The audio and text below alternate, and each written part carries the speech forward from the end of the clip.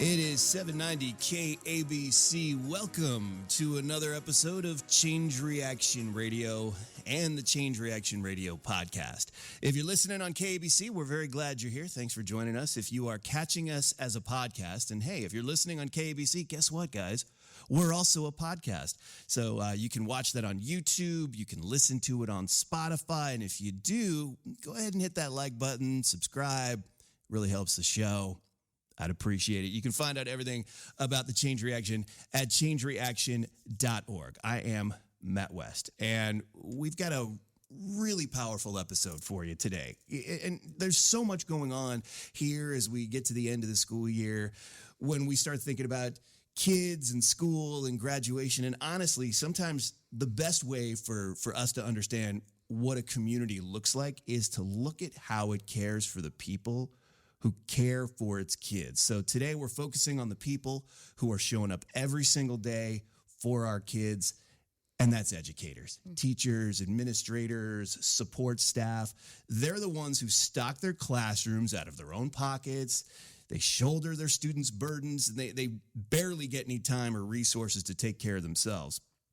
And so joining me to help kind of uncover a little bit about how that all connects back to the Change Reaction is one of my favorite people at the Change Reaction, Ielaf Altoma-Stead, one of the Change Reaction senior partner managers. I want to spend some time here at the beginning of the show to learn about some of the partnerships that we have across Los Angeles, specifically with schools and other organizations and how that all works in practice. So first of all, Ielaf, welcome to the show. It's amazing to have you. Yeah, thank you for having me. I've been listening to the last couple shows, so I'm excited to be on today. It's so good. I've gotten to know you over the last couple of months, and I'm just so taken by the amount of heart that you bring to the work with the Change Reaction. You're really in it, and you're not just in it at the office and doing the thing and managing partnerships. I mean, we've seen it. Folks, if you've checked out any of the stories on our Instagram, she's out there. She's in it. She's in the community every week sometimes, getting into it with these people that we work with all across Los Angeles. And so who better to talk to us about how those partnerships work than you? So tell me a little bit about, just really broadly, and then we'll kind of zoom back into how this all affects schools. How does a partnership start with the Change Reaction? Yeah, well, it's all about relationships. When I first started even working with the Change Reaction, I wasn't even a part of the team yet. I was a community change agent. So I was actually just in the community. I was serving in Watts in the housing development and Imperial Courts housing development specifically. Just supporting about 30 kids logging into their Zoom class for an entire academic year. What year was this? During the pandemic? During the pandemic, Okay. was the first year that those kids had to go on Zoom fully. I had lost my job as a career coach at Cal State Dominguez Hills and was finding a way to serve and to volunteer. And I found, the Watts Empowerment Center, and they're like, hey, we need help putting on this outdoor learning park. And I was like, oh, I've been in education. I can, would love to help and step in. And through that, I built a relationship with the schools, with administrators, with community members, and the kids and the families, and really got a deeper understanding of the challenges and obstacles that they encounter every day. And so when I met the Change Reaction and Wade Trimmer, and he was like, hey, we want you to be a community change agent. Here's how you can advocate for families. It was like, what? Like, I have resources to really help, and I don't have to dip into my own pockets anymore, like to support these kids and these families. And it was just, I don't even know how to explain. Being in education and being in the social services field, you hope for a resource like this. You pray for it. I met with often a lot of no's or pointing people in another long line to get into, long wait periods to get a little help. And I was that help for the first time. I was that resource for people, and it was addicting. It was like, wow, I can just advocate for them and help the donors understand the situation. And through that, I got to build a lot of community relationships. And what did that look like as a change agent? Because we use that term on the show all the time, and I don't think we've really fully explained it. Greg and Wade will talk about we trust our change agents, but you really starting from being there on the ground, what does that look like? Like, what does that relationship look like? So it looks like, me running this outdoor learning park, helping these kids, a mother coming to me saying, hey, like, I just got in a car accident and I can't get to work. I need help with repairing my car and I don't have the money for it. And I'm like, well, submit a request saying this mother, here's, I work with her kids. This is the situation she's in. She needs, $1,000 to help repair her car so she can get back to her job and continue to provide for her kids. And, the donors would read that statement and fund it. And I get to call that mother up, say, hey, someone's going to take care of that auto bill to take care of your car so you can get back to work, so you can, be able to continue supporting your kids. And the relief that people would have when I make those calls, that's what's addicting. It's that feeling of like, I got to help her so directly, so personally. And she's able to now go and take care of her family. So that's the feeling that a change agent gets to have, that direct and immediate impact of like removing these stresses, these obstacles that families experience every day. What's so cool about that too is we talk about it a lot on the show where there's no red tape. Right. There's no boundary. There's no really a barrier. Like the request comes in from a change agent like yourself or the thousands of others that we have in the field who do this every week, every day. And it gets to leadership and it's pretty well approved. Right there. There are parameters and things there and there's all kinds of background stuff on it, but it's pretty quick. The road to a yes is pretty short. Yes, and that's a lot because of, what my role is now with the Change Reaction, being a part of the team, is getting to find those change agents, building those relationships. And that's when you ask me the question about partnerships, what's a good partner or how do we find these partners? It's really people, these advocates, these people who are on the ground working with people in the community who have this big heart, who want to help and just are met with a lot of red tape. And I bring them into the Change Reaction. And that's how that partnership starts. And it's just opening the door for them to submit requests. Is it an external internal relationship or is it an internal external? In other words, when you're looking for partners to work with, right, for us to connect with and find ways to serve, is it coming from the Change Reaction looking outward, or are there organizations that are coming to the Change Reaction and looking for support? Like, tell me a little bit about how that's kind of built. Yeah. I would say when I first started, I was brought on, because of the relationships I had in Watts and in the South LA community. And so it was a lot of, the Change Reaction saying, hey, Ielaf, we know you're embedded in this community. Who is doing the work? Help us find these individuals that can really benefit from this direct giving, approach. And so I think it started off that way. It was me reaching out, knowing who's doing the work and just giving them access. And so it was definitely more of an internal thing. And then as we've grown, and word has started to spread, we noticed that people were coming to us, wanting to partner with us. And so then, part of my role was creating that process of how do we vet an organization? What do we look for? What makes a good partnership, right? And to kind of taking them through that process to become a partner. And so the process for supporting schools at the Change Reaction really falls under kind of the umbrella of a thing we call school heroes, right? Yeah. So again, I think a lot of my desire to want to partner with schools is what I experienced during that year of online learning. Not only was it difficult for the kids and the families who were trying to navigate this really uncertain space of online learning, but what I witnessed as I'm helping these kids is the staff on the other end of that are struggling too. They're trying to do everything they can to create a learning environment virtually, the best they could. And as I'm working with the schools, I'm just realizing, wow, like they're really doing their all to try to create, something out of nothing, right? And so I knew just from my own experiences of like me taking money out of my own pocket to be like, wow, this kid needs this or this kid needs this. You're seeing the need so directly. I'm like, this is what educators must be going through, to see a kid come into the school classroom every day without the right shoes. And you're like, well, I got to get this kid shoes, right? So just knowing that there's this need in this community and that educators are actually filling in those gaps out of their own pockets was what really helped me go to the Change Reaction to say, hey, we really need to support these educators. they're doing so much more than just sitting in a classroom and teaching. They are the caretakers of these kids. They're looking out for them. And so we actually started with Markham Middle School in Watts.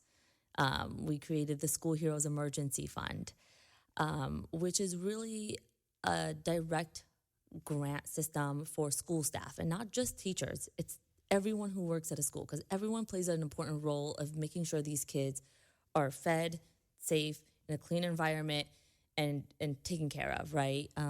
From the cafeteria worker to the principal, everyone is really plays an important role. And so we wanted to make sure it was open to every staff member. And what it would allow them to do is confidentially request funding for an emergency grant. And man, I know how important this is, because let me tell you, when I was running that outdoor learning park, most of it was like volunteer work. Sure. And I got to a point where I'm like, oh my gosh, I don't think I have enough for my rent. Like, how am I supposed to show up and be present for these kids when I'm stressed about my rent and how I'm going to make my bills this month? But you're stepping into it anyway. I mean, that's the definition of a hero, right? Going above and beyond. Yeah. You're like, well, they have greater needs than me. Like, I'm going to be okay, but like these kids have like such great needs. Like, I got to show up for them, right? And by taking care of the caretakers, they can show up in just being more present, right? And giving more. Again, you can't give from an empty cup. Your cup needs to be full to be able to pour, for it to overflow into the community that you serve. And so I remember when Change Reaction supported me with a grant at that time. And that just allowed me to continue to show up for these kids in a way that they needed me to. Brilliant. Well, we're going to hear so much more about how Change Reaction is empowering teachers and administrators and all kinds of partners throughout the school system across Los Angeles in just a sec. We're going to take a quick break here, come back with more Change Reaction Radio. Matt West, Ielaf Altoma-Stead. It's 790 KBC. Come back in a sec.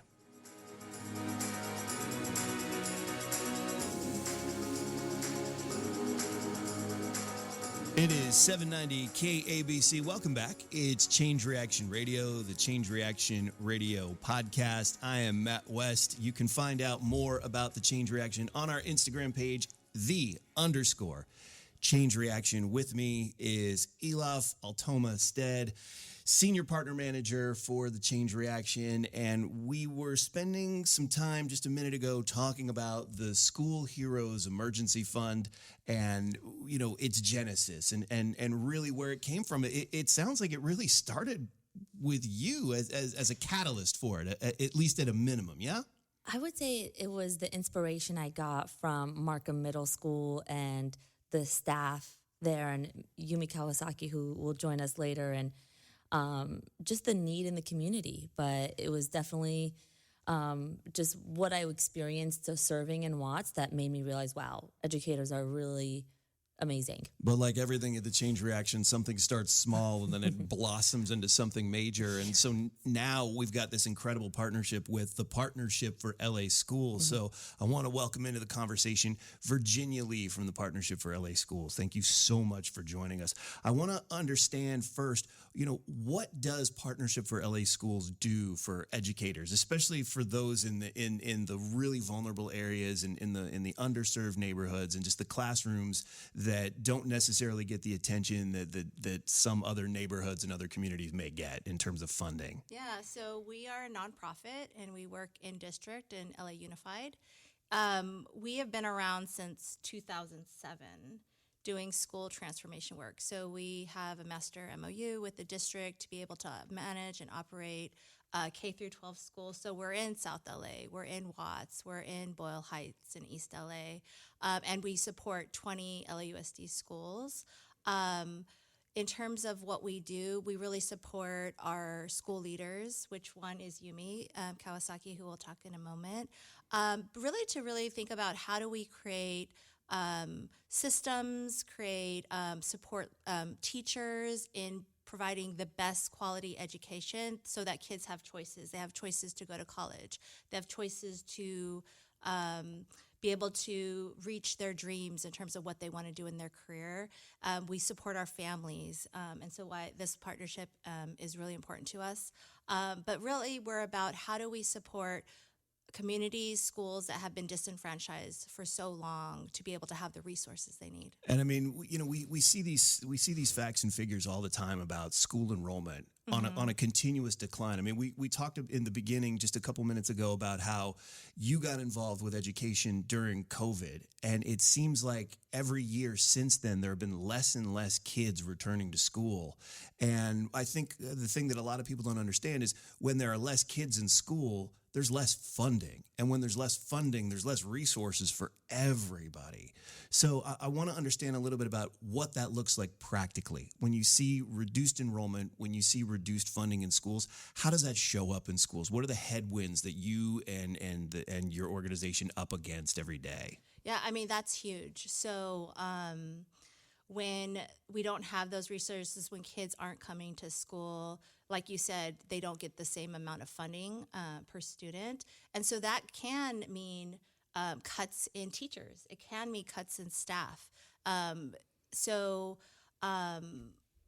What happens is, right, like when you don't have those resources, families are going to look elsewhere. And so our charge is really how do we create the conditions for schools to be successful for our students, our families, and that is being able to have partnerships like the Change Reaction to make sure kids are able to come to school and help kind of address those barriers that make it hard for them to come.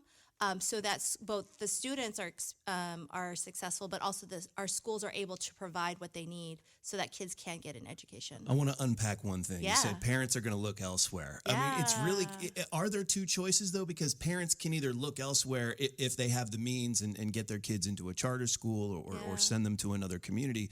But sometimes they may not even have the choice and just may choose not to send the kids to school. Does that happen? I mean, it feels like that's very real.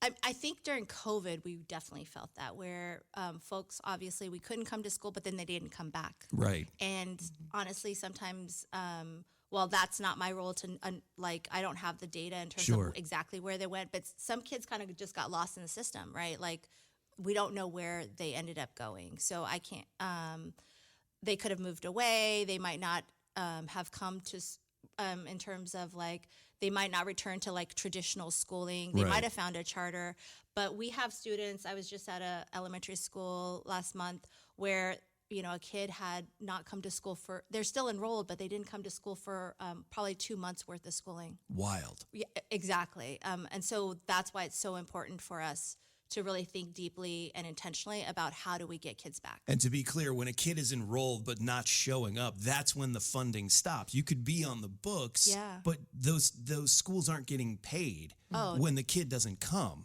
So you can have it on the books and say, great, we've got X number of students enrolled. But if they're not actually attending, that's when things start to fall apart. Okay. So talk to me about how the partnership for LA schools and the Change Reaction work together. Tell me about what you guys are doing and how it's benefiting some of the schools that you guys work with. Yeah.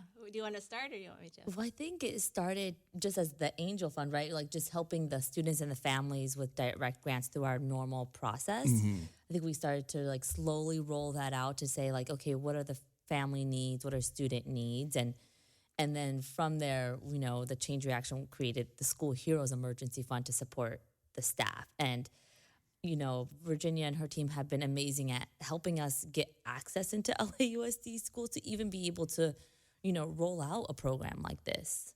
Yeah, I remember during COVID, we were really trying to think, how do we ensure that our students, our families, they knew that we had their back, right? And so we were able to, philanthropy was very generous in terms of putting some emergency funding in place.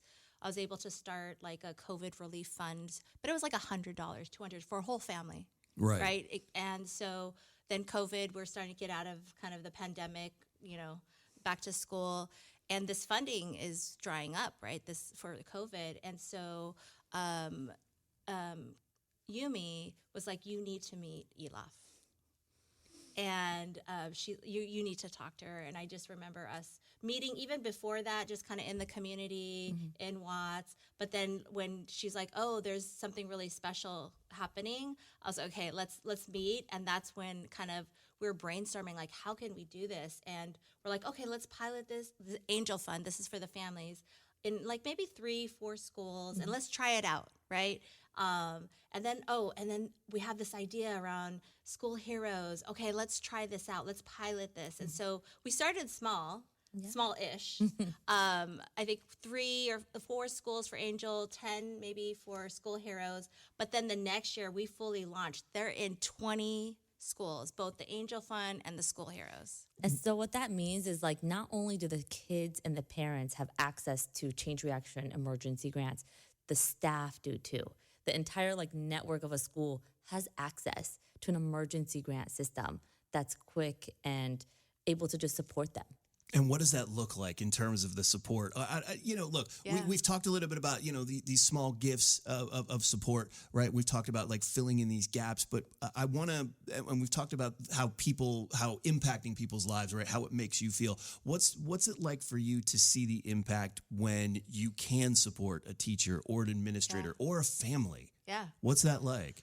It looks like giving out $1.57 million over the last 3 school years, right? Yeah. And that's just we weren't even partnerships. fully launched that first year. So to our school staff, which I think is game changing, as Ielaf has talked about, our educators, our school staff, they're working so hard.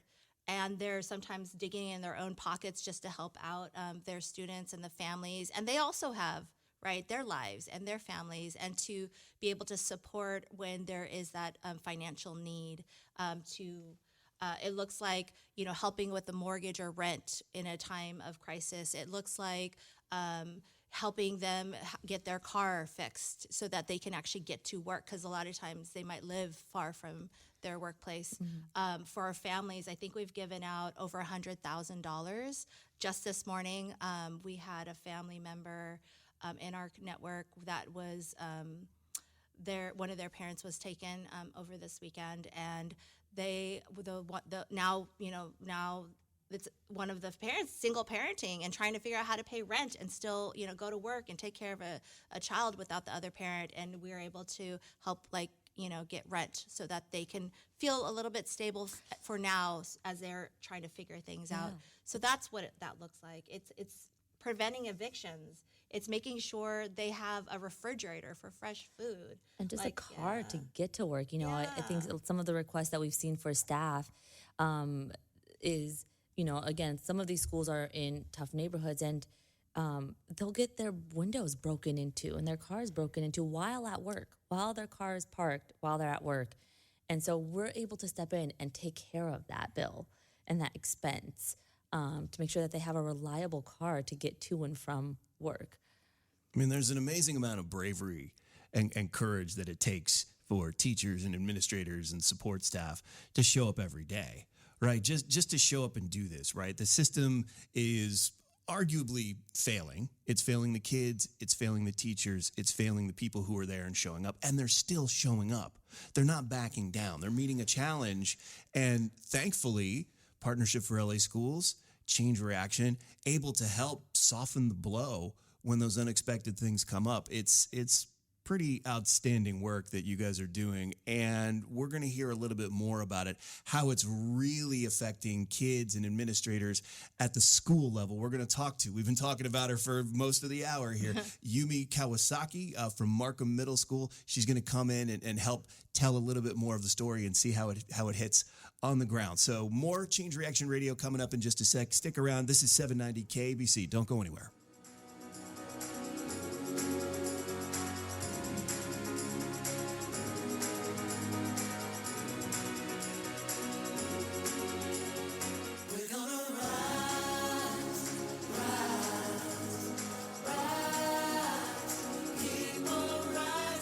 All right, pencils down. This has been a timed test. It is 790 KABC, Change Reaction Radio, the Change Reaction Radio podcast. You can catch up on all of our past episodes as a podcast on Spotify. Just search up Change Reaction Radio. You can also see segments from previous shows at YouTube at thechangereaction.org. I'm Matt West, your host. I'm here with Ielaf Altoma-Stead.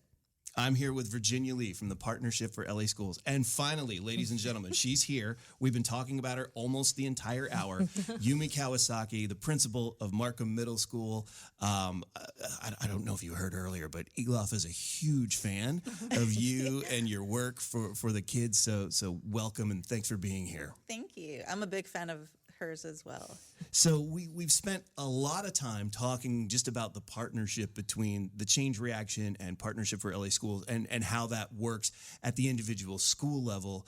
I wanted to get into a little bit of how things look at the school level, because we can talk about these things broadly about emergency funds and filling in gaps, but what has it been like to partner with Ielaf and to be on the receiving end of that kind of support at the school level? I think as a educator in Watts, there's been a lot of transformation that's happened. But one of the challenges that we still faced is that we're a hard to staff school. So historically, people don't want to work there. They're afraid. And slowly over the last 15 years, that's starting to change, right? So I think people that are at Markham want to be there. And so it takes a special someone to work there. Someone with a big heart, with thick skin, forgiving heart. And it's hard to find those people. So as an administrator, as a leader, it's such a gift for me to offer them the Angel Fund, the wellness room. So you are going to have tough days, and I can't promise you that you won't. But here are some things that we can provide for you so that this environment is also good for you, so that you can be good for kids. All right, so let's unpack that a little bit. We've talked about the Angel Fund and what that does, but you mentioned the wellness room. So tell me what that is. So the wellness room is a space where you walk in there and you forget that you are at work. So it's like walking into a spa. It's a space where teachers can go have tea. There's yoga mats, but most importantly, there is a massage chair. And so as an educator who's had a rough day, I know I've used it a few times, you can reserve that space and just give yourself a 15-minute break of relaxation. Unbelievable. Now, I'm told that you were really the catalyst for even Change Reaction has done this a few times now in a few schools, built a couple of wellness rooms, but you're really the one that kind of piloted the opportunity. Tell us about the inspiration behind it. So I think one of my gifts is that I like to say I'm friendly, and so I'm always asking. And I'm really proud of where I work. So any chance that I get to really talk about the school, I met Ielaf just volunteering at different centers in the area, and I saw her work, and we just started connecting. And we were at a networking event where we were just kind of brainstorming ideas, and someone gave me the idea of a wellness room. And then I looked at her, and she looked at her boss, and she's like, let's do it. And so that was my first year as a principal. So for me to be able to do that as a first-year principal, I had been there as an assistant principal. So this was like the launch of my principal career, and that was just like the best thing I could do for my staff. Now let's. I just want to underscore about how fast things work at the Change Reaction. We talked about it a little bit earlier. So from that initial conversation where y'all were just brainstorming a little bit, hey, we should do this. How fast was it? Within a few months, I would say. I mean, we put in the plan, but then we also, in addition to the wellness rooms, we also launched the School Heroes Emergency Fund at the same time. Wild. And it was just, it happened fast. Over winter break, I remember being there, getting the room fixed up, and by January 2023, was it? Yeah, you launched mid-ish, January. Yeah. And she doesn't do anything at a 50%. It was like she wanted to make sure that it was a surprise for staff, so the staff didn't know.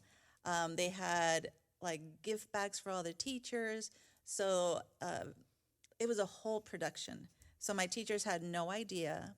They came into what they thought was a meeting about wellness because, educators are told you need to practice self-care, and then they add on to your plate. But this was actually, let me give you the tools that you're going to need to take care of yourself.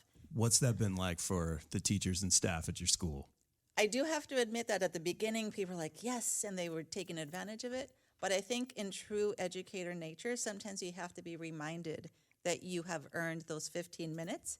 And so we've been able to use it for teacher appreciation weeks. I give out little gift cards for birthdays. Like, you have permission to get coverage to go give yourself 15 minutes. That really is a thing with people you find who work in volunteer situations, in nonprofit situations, in hospitals and schools. People who create a life of service for themselves and dedicate themselves to a life of service will always put themselves last. They'll forget to put the oxygen mask on first and take care of themselves. So, thankfully, there's a space for this at your school, but even more so, they've got you to remind them to take care of themselves. What's the impact been on teachers when they take advantage of it, and not so much like, okay, they've got a great break and they de-stress, but how does that sort of filter down to the kids? So it's like happy wife, happy family, and the same thing goes for teacher, right? When the teacher is in a good space, she's more patient, she's able to, or he's able to provide more patience to students. So if anything, I think it's been a strong recruitment tool that this is what we have, and we care about teachers just as much as our students, so that you can be here for everybody, especially for your families. Have you seen that showing up in classroom results? Like when like you said, happy teacher, happy family, right? Does it actually show in the performance of the kids and what they're able to do? Probably our strongest team right now is our sixth grade team. Okay. And I like how you call them a team. Right. And I wouldn't say they're all first, second year teachers, and they probably showed the most growth in data than the entire school. And I think because they have a space to collaborate, aside from the wellness room, and then all these extra bonuses, if you may, have made them a strong team. Now, I want to ask. Your first and second year teachers, right? You're coming in. You're very excited. You're full of purpose and mission. Does the same thing happen with teachers who have been in the system for a while and they've been kind of broken down a little bit and maybe lost a little bit of heart for it because of so many challenges and so many headwinds? Like, are you finding that they're able to kind of turn it around when they have a resource like this? I think it takes them a little longer. Sure. Right? There's a lot of pride in being a veteran teacher and being experienced. So sometimes we do have to nudge them a little bit more, like, you need to take care of yourself, and so that you can, be better for everybody else. So we're coming up here basically at the end of the school year. So it's always a thing where you get to celebrate at a certain point, right? Because there's always a win. Like, we can talk all day about what's wrong in the system, and I'm sure we'll get to that in just a little bit. But I want you to take a little bit of a victory lap here, because I'm sure you've had a good school year. I mean, you're getting to the end, so that's a win right there. But tell me about some of the things that have gone really well for you and your staff and for your kids this year. It's been a tough year. Okay. I have to admit, it's been a tough year. There's a lot of, just even driving over here, a lot in the news and things like that. But I think for me, joy has been in staff being able to provide joyous activities for kids, right? So we do a lot of SEL and restorative justice practices. And so there's been a lot of activities. I know that's part of our planning. So anytime we plan with teachers, you also have to include the joy. All right. So for folks who don't speak education, I don't speak education. What is SEL and what is restorative justice? So social emotional learning and restorative practices, right? There's not enough social emotional learning in the education system, is what I keep hearing, is that a lot of kids just aren't equipped that way. It's been, and look, I know a little bit about this. My sister's actually a principal and has been an educator her entire career in Florida, where we grew up. So, so much of her early years of teaching was the teach to the test mentality of, really just focusing on standardized testing. And that was kind of it. That was the mandate. And there wasn't a focus on social emotional learning. So what has that been like, seeing that become more of a priority at the school level for you and for your kids? So a student cannot learn if they're not feeling safe, right? And so safety is not just physical, but emotionally, right? So a lot of kids in our area do come with trauma. And so our goal is to make sure that the students who do come in are supported emotionally and they feel safe. And so once they have that secure, then they're more likely to learn, right? And so that also kind of goes back to the attendance issue. Kids are not going to want to come to school if they're not feeling safe. Right, that follows. So it's great that you've got that there, and working backwards. If you've got teachers who are feeling supported, whether through a wellness room or whether through the School Heroes Emergency Fund or the Angel Fund, where they know they can get the job done, and they've got somebody in their corner helping them sort of fill in the gaps where things get challenging, you can really start to move the needle for these kids and really get them educated and really try to prepare them for life beyond school. So it's amazing work that's happening. I want to thank you for coming in. Can you stay for a little bit? Because I want to spend some time talking about some of the bigger issues in the education system and maybe dream a little bit about what's possible. Would you stick around with us for a little bit? I can't. I really have to run. That's the life of a busy school administrator for you right there. Yes. But Virginia, Yes. you're going Yeah, to I stick can around. Ielaf, you're going to stick around. Folks, I'd love it if you would stick around. You are listening to Change Reaction Radio and the Change Reaction Radio podcast. Yumi, thank you so much for being here. My pleasure. We appreciate you. Thanks for listening on 790 KABC. We'll be right back.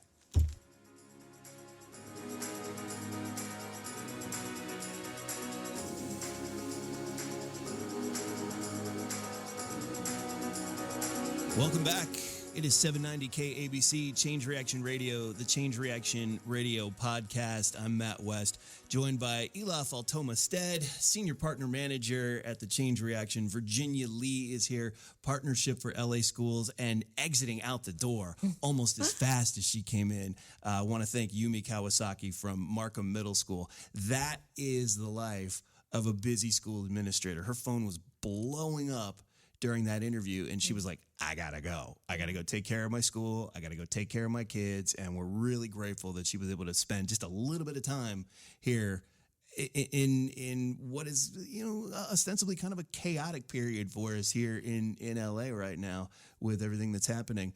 I want to spend some time for the last part of the conversation here, kind of dreaming big, because I think we spent a lot of time talking about what's not going well. And I think if you've spent any time paying attention to anything about education over the last, decade, 20 years, 25 years, it feels like, the system is failing in many, many places, especially in some of our most challenged communities.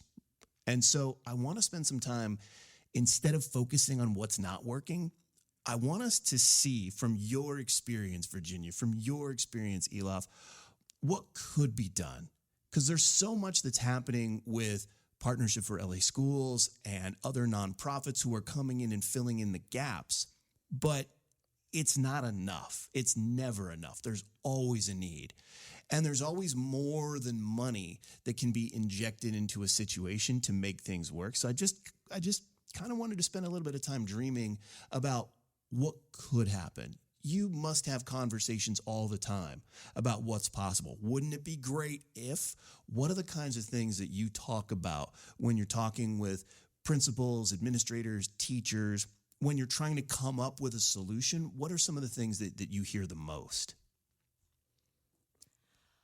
Well,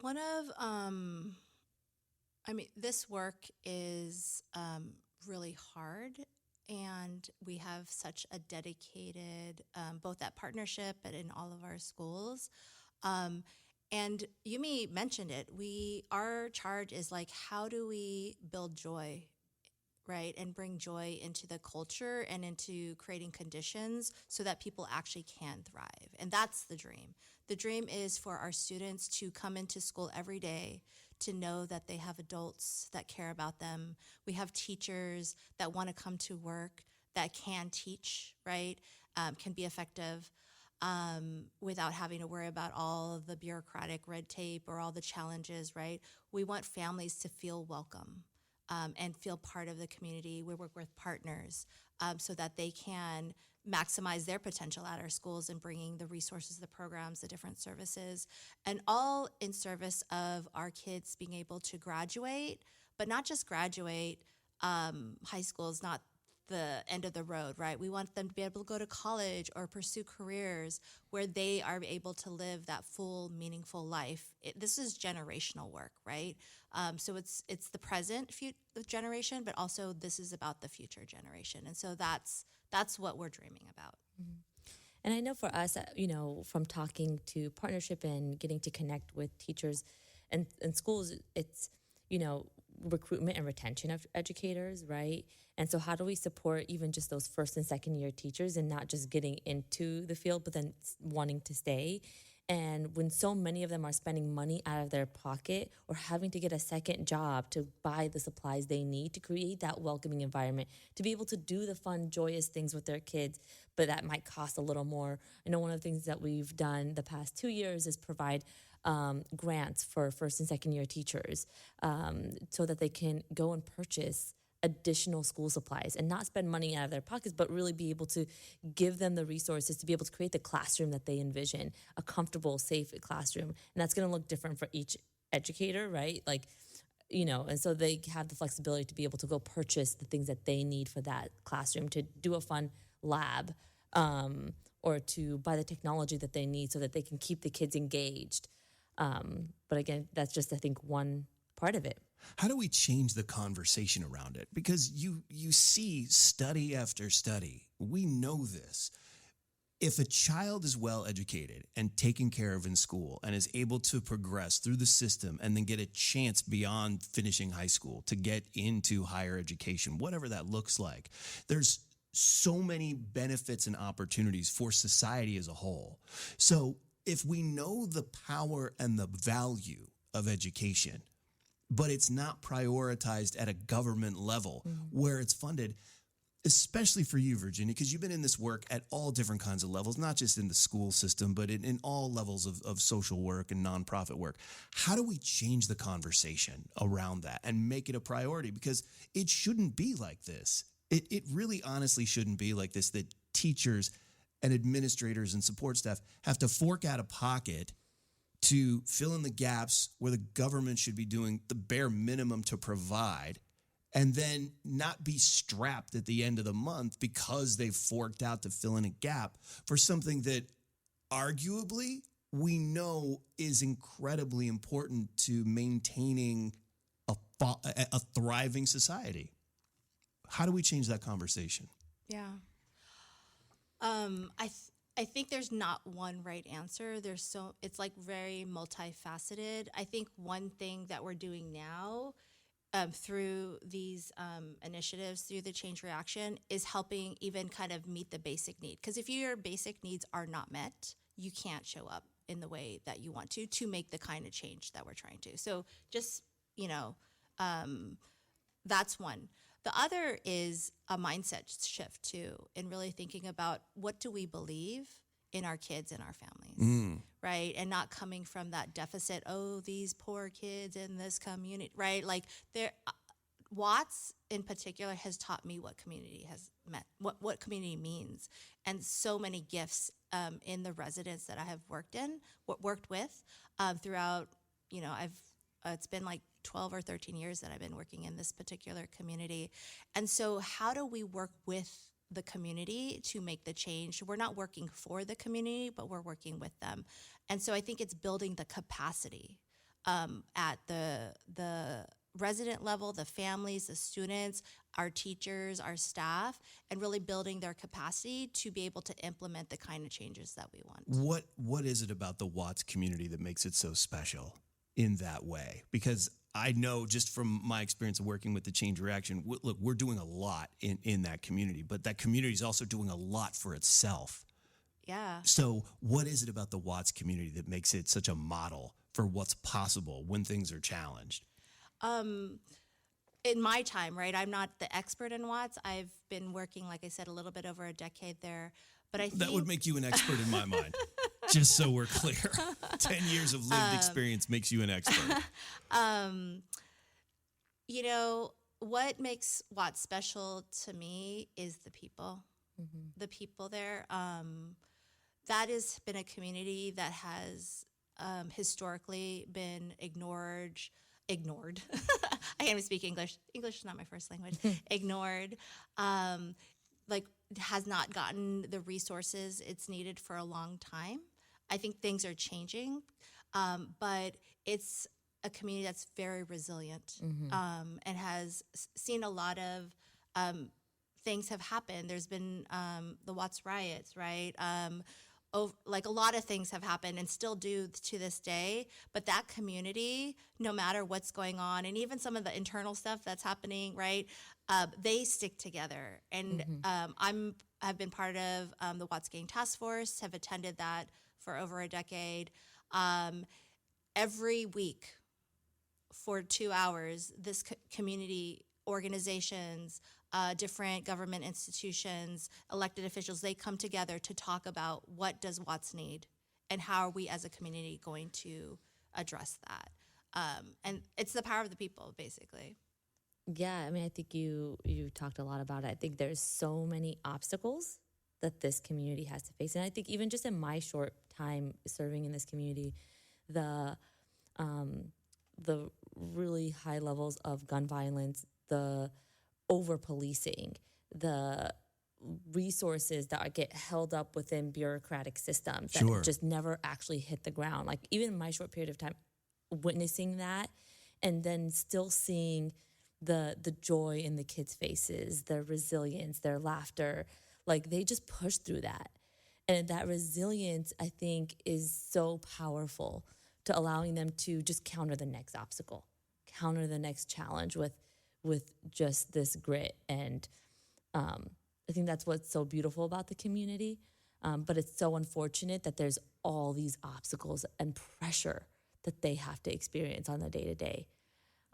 But at the same time, there's something that could be learned here, right? They really are, in a lot of ways, a model, right? Because they face unbelievable challenges at every level. But like you said, it's the people, right?